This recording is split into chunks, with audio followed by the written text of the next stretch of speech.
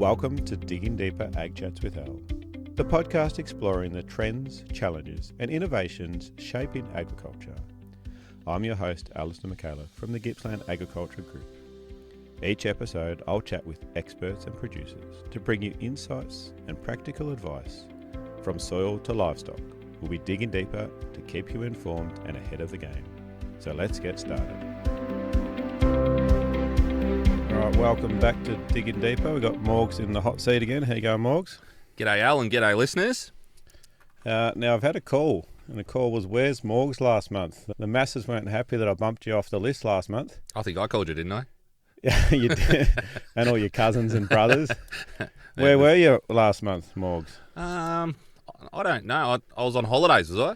Yeah. You're right northwestern part of Australia, I understand. Oh, that's right. Yeah, Jess and I and some friends went to Broome. Danny and Caleb Britton, we went to Broome and went to the horizontal falls. So I do apologise, but that's the life of a stock agent. I try to have a holiday once every month. That's what everyone tells me. Yeah, well, where are you off to next month then? It might be an international trip. Well, there you go. Line. Yeah. It's cold and wet, and nobody wants to sell any cattle. So yeah, away we'll go on a holiday. Yeah, no, it's that time of year. I've had the heaters going on here. It's finally warmed up here, and it's only 12 o'clock, so we're right. Oh yeah. Now, last time we were talking as well, you mentioned that one of your big fans, Mr. Newcomen, was listening in. Now, I happened to send a hat up with you. Did that manage to get up the creek? Did it? I haven't seen Barry yet, but the hat is sitting in my car. So Barry, you've got the hat coming. Trust me. Yeah, Gippsland Ag hat coming your way. Check out the back of Morgs' ute when he gets up there. So it might be dirty though. Yeah, it was a while ago. A bit of dog hair on it too.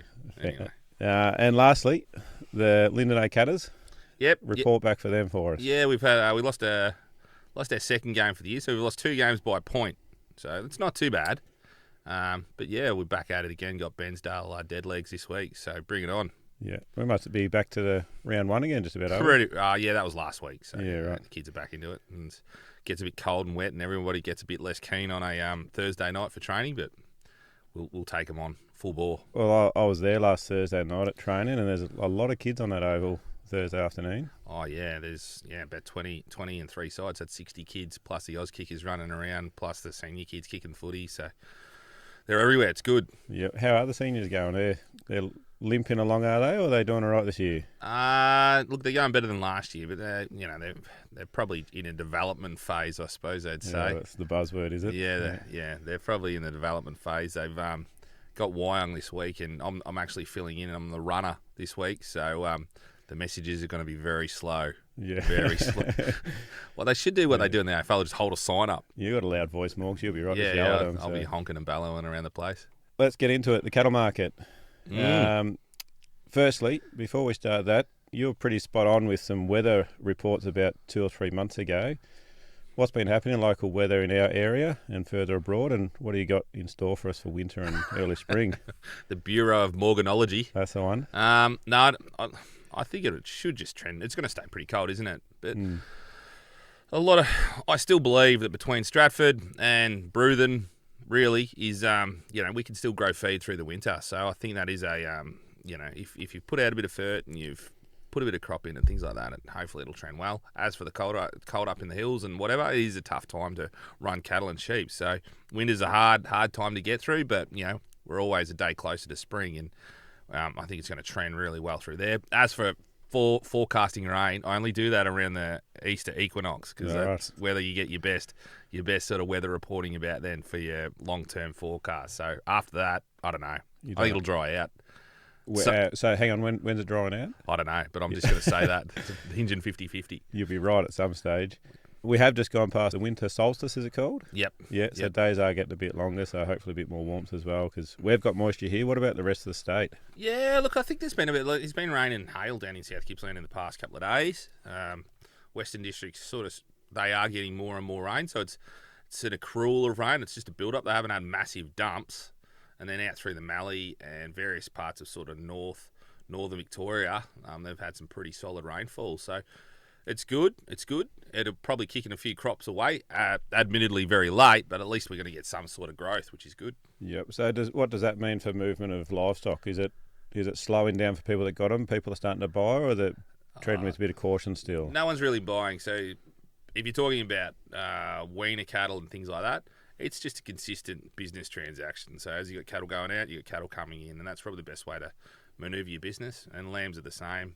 As you know, your lambs would be getting older, cutting teeth and things like that. So this time of year is always a hard time because it's hard to have really good fat stock. And if you've got them, they're worth a lot. Yeah, well, let's talk more on that. Prices, cattle prices? They've lifted a little bit. Yeah, they've been consistently consistent, not consistently inconsistent, as Trevor Cathens likes to say. But I think it's when there's big numbers, when it's getting dry, there was big drops. So people would, wouldn't get a rain or whatever, and they'd dump cows, and the Western District's clean right out of those cows and things like that. So I think a lot of those cattle that have been sitting around blocking up the system are gone. I think you can book cattle in now, and they'll go in within a week, which is a pretty good way to do business. You make your mind up, want to sell something, it can happen. You're not sort of shoveling, feeding, and waiting for that day to come. So a kill space is opening up, is what you're saying? Kill space is opening up, you can buy restocking cattle okay, but usually people wait for the spring. But I think there is going to be a shortage of cattle in the spring. Yeah, just on that kill space, do ABs start closing chains down or reducing shifts if strategically? They do. They do for cleans or because they can't get numbers or whatever. Usually that happens through this peak winter time. Also coincides when they have to pay about $10 a kilo for a lamb too.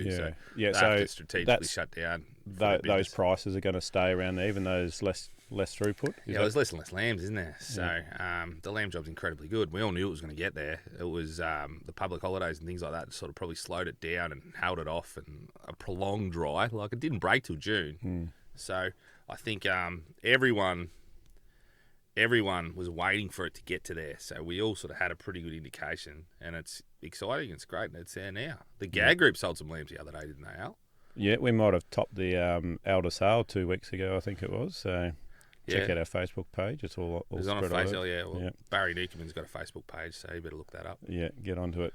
We'll move to the sheep in a minute, but stay on the cattle for a little while. You just said that most people have cleaned out of all cattle that they need to get rid of. They're hanging on to stuff now. Well, I can't say all people, but it is generally. There's a lot of fat cattle are out of the way now. The grass programs are all really lurching and surging ahead. I think you're seeing $8 now plus $8.20, and the cattle are getting harder to find. So I don't think they're there. We saw some really good results at the Bensdale fat market as well for younger cattle, vealers and things with a bit of shape. So yeah, it's going to get harder and harder to find those really good cattle. Now coming into spring when there is a bit of grass around, what's going to jump? Well, back end of spring's when the grass is around. Coming into spring, it's always a slow start, and we're usually a little bit earlier than everyone else. So South Gippsland, you'd think, will burst with a lot of feed, and they're always screaming out for cattle in the spring. Yeah, but it's particularly not when we want to sell our cattle. Really, as a rule, everyone's like, "Oh yeah, but we've got feed too. Let's hang on." But then you clash. You meet our season's drying out, so we dump cattle, and it doesn't have as much growth in South Gippsland as they hope, and the price doesn't really increase. My gut feel on it is, from what I can see for cattle around and everywhere else, I think it's going to stay pretty strong, strengthen as it goes through the spring. And I don't know, but I can't see a lot of cattle with weight around, kill cattle and everything else. And from all the homework that I've done, I can't see there being a lot of kill cattle around in spring. So I think we're ahead. We're setting ourselves up for a good run at it, us Gippslanders. Yeah. So cow and calf package is going to be worth. People going to be chasing them as well, or is it going to be feeder animals? Yeah, so usually in the spring they wait for the cow. You cow to calve, or you buy them now and you buy them to calf, which I think is the better opportunity. Yeah, you might save yourself $500 or $1,000.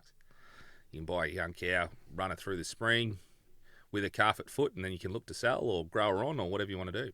Let's just go a bit more global with the cattle for a minute. There's a fair bit of volatility in global scenes, not just economically but politically recently as well. Is that affecting any export sentiment at the minute? Not yet. Something will happen. As we've tried to discuss what Donald's got to do next, and who would know? It's pretty complex, but I think our meat is priced to sell on the global scale with a low Aussie dollar. and our price of our beef is relatively cheap in comparison to the US. And Well, just on that, I had a friend come back from Canada recently, and he was gobsmacked once he did the conversions. A cow and calf, about 6,000 Australian dollars, and a feeder steer over there about $3,000, about that 300 kilo mark. So, how big's your boat, Al? yeah, ship a few over, you reckon? Unbelievable. Yeah. So we got a fair ways to go before we get too expensive. Is that? That's what I was reading into it. But they're at the other end. So they've got through the drought. They're in the middle of a massive shortage, and then people are screaming out trying to buy cattle. So we saw that only a few years ago. Then we had a massive drop, didn't we? So I think they'll price themselves out of it at some stage, and I think they're there. But who knows? I'm not a US cattleman, but I think it's gonna. Yeah, we're in a good spot at the moment. If we keep the dollar mid-60s is always good for business. As soon as it touches over 70s, it's where there's a bit of a buyer backlash. That's what the homework I've done says, but I think it's all just going to trend along okay. Yeah. Anything else on cattle before we move on? No, I think we've got it pretty well covered. All right. The sheep, the lamb job. Lambs have cleared over $400 recently in the last few weeks. Yeah, I love it. I love it how the ABC and everyone else goes, oh no, a record's smashed. And then you just go to the next market and it smashes again, and the next market it smashes again. But I think three times in one day I read at different scenarios. Yeah. So You'd be pretty excited the first time. You'd be twice as excited the second time. The third time you go, well, it's just going to happen again, isn't it? Yeah. So, but even a lot of sales in the $300 mark is getting pretty common. What's driving that explosion? Well, actually, the dearest lambs that got sold were lambs that were sold over the hooks. So, and that, you might have a pen of heavy lambs that make $400 in Ballarat. But it was like, I was talking to an agent from in the northeast. He sold 280 lambs. That's, I think, 2.5 decks or nearly 3 decks of lambs that he sent to one place. And they came out at $411. Because it didn't happen at live auction, he's like, well, whatever, moves on. So just take it with a grain of salt. Records are there to be broken. Yeah. So what has, it can't be just lack of supply. There must be other factors involved. Oh, I think they've had a pretty good run at it for a while. Yeah. Like if you're working on sort of averages on what your sheep, I think the sheep processors and the lamb processors have had been making some solid profits on them internationally. And I don't think that's any different in the cattle job either. It's boom or bust, I suppose. And, now it's their turn to tip back in and give a bit back. So, all right. So is that sustainable? Those prices aren't sustainable, surely. Probably not. They probably haven't budgeted for that. Yeah. They might have budgeted for $8 for a lamb and buying them at $7, and then for 3/4 of the year, and then they get to now and they have to give a bit back. I think that's okay. You shut down a few other days. It is what it is. But that's only me surmising it. You'd have to bring in a professional lamb buyer or a meat company owner and see what they have to say about it. There is a lot of costs and overheads, so it's something that we don't look at. Well, there's no antidote for high prices like high prices. So, what is sustainable? Do you think? You said $8 there. Is that? Oh, that's just me saying it. What is sustainable? I suppose for both sides of the fence. Because 2 years ago or a year ago, it wasn't sustainable for producers getting the prices we'll get in, but now it wouldn't be. Yeah. I can't imagine it's sustainable for processors. Yeah, I think they're probably at that point, and it's their ambition to buy them cheaper. But when the lambs are making $5, they're trying to buy them for $4. So, I think that's just the trend, and it's a classic case of supply and demand, isn't it? We're never going to have a perfect situation. We don't start at the same start at the same start line and finish at the same finish line together. Some people have different advantages, and they certainly use them. Where does the lamb job going to sit? I think it's going to stay pretty strong all through the spring. I don't think there's going to be as many sucker lambs that everyone thinks they're going to have. Western District's been dry. When do they start coming in, those suckers? Yeah, they'll start trickling in August. Yeah. They'll flow out of the Wagga area usually first, and then they work through the northeast and come down through central Victoria, and then it sort of hits the Western District last about sort of November. Yeah. And your sucker lambs, I don't think they're there. Yeah, so I think the lamb job will stay pretty strong all the way through. Well, numbers are going to be down significantly, aren't they? Numbers are going to be down, but then everyone's going to be trying to buy lambs too to feed lambs because I think it's going to, they can get contracts for various other times. So I think store lambs will be quite dear. And that's what we saw. Store lambs stayed so dear for so long that no one made any money out of them for 2 years, and then a few traders just stopped doing it, and then buying lambs and feeding lambs has probably become lucrative again. Well, I was scrolling over a bit of data the other day, and up around that 12.50 for store lambs, which is that's some expensive store lamb sort of thing. Yeah, they're a deer lamb. You want to get some performance out of them. Yeah, well, I guess they can take them to super heavyweights, but I'm always nervous it's going to drop off again. Well, our Gippsland lambs, like it is, out of thumping big South Australian first cross ewes or the Central Victorian first cross ewes, you can get a lot of weight in your lambs, but it's hard to average a 30-kilo lamb. I don't think that, I'd put the challenge out to anyone if you can average a 30-kilo lamb in Gippsland. It's hard with the weather and everything else, but if you work on 25 kilos, it's even hard to average that, really, over your whole drop. So you get 2/3 comfortably, and the last third, it's going to be difficult. And that's the challenge. So in the end, we work on averages. We don't work on highs and lows. We work on averages. Now, what do you notice in people hanging on to ewe lambs locally? Are they, or are they cashing in while they can? No, well, the ewe lambs are only making meat price. Yeah. So, and again, the meat price is so good at $10 a kilo. You sell a 20-kilo lamb, it's $200. Where it's breeder sheep are actually harder to sell now than when they were when it was dry, because you've got the processors that are paying more. Yeah. So really, you've got to just line them up and put your morals to the side and take the money on legs. Yeah. All right. Well, I'm hanging on to ewe lambs actually this year, so. Oh well, you're a bit of free advertising now. Yeah, going the other way. I don't mind the sheep. Righto, Morgs. What else have we got on the sheep job? Oh, mutton. Let's just talk about mutton at the minute.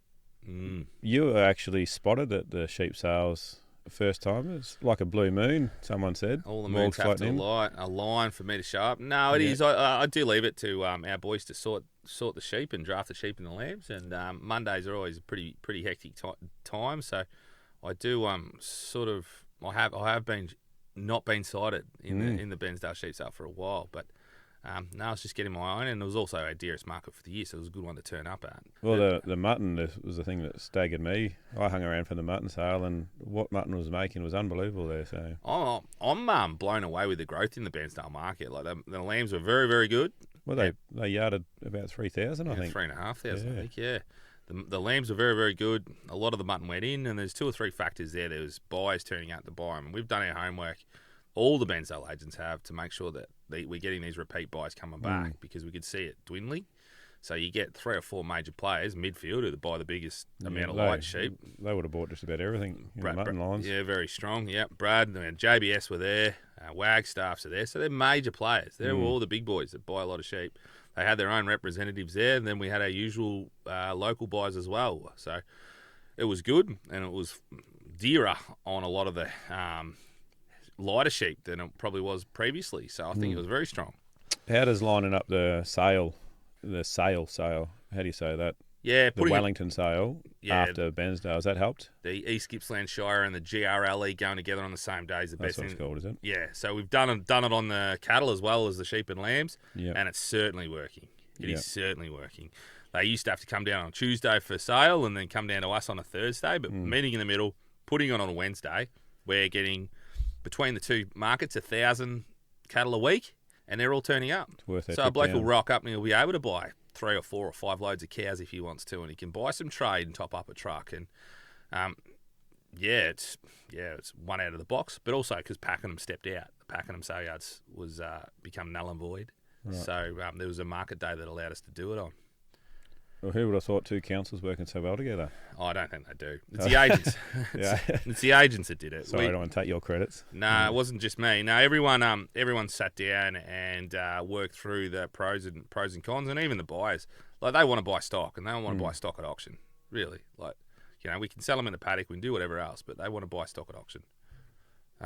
So I think, everyone worked together, and slowly and somehow we built something, which is good. Righto, Morgs, we're coming close to the end. Short and sharp, this one. But what is something that you've learnt recently that surprised you? Well, Peter McCallum, a mentor of mine, a very good agent, and still an agent kicking around. So you're packing him? Peter Macca, no, he's a Bensdale man. Right. Old Bensdale branch manager of Elders. Yeah. He told me this, and there's never a true word spoken. And he said, a rain fixes everything.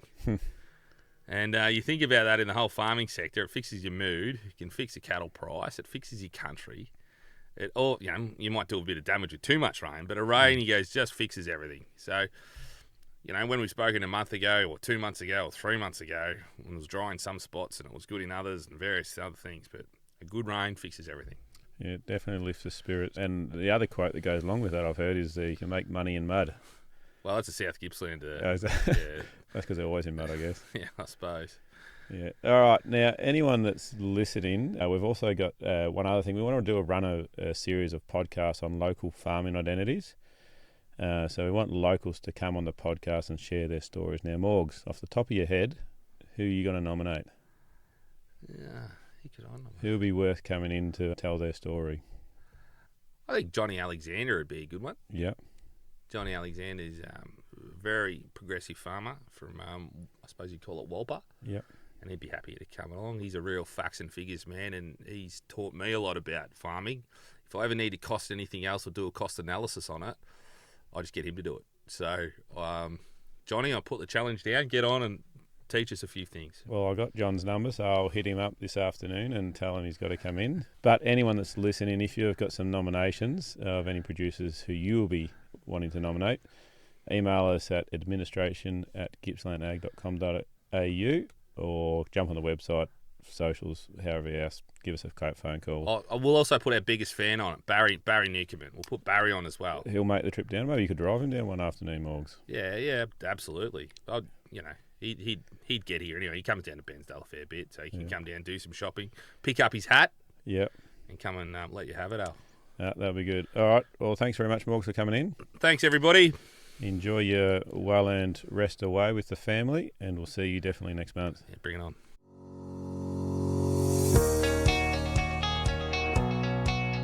A big thank you for tuning in today. And remember, if you have a question about today's episode or a topic you'd like us to cover, reach out to one of our many platforms and join the conversation. We're here because of your passion and commitment to agriculture. Together, we can build a stronger farming future.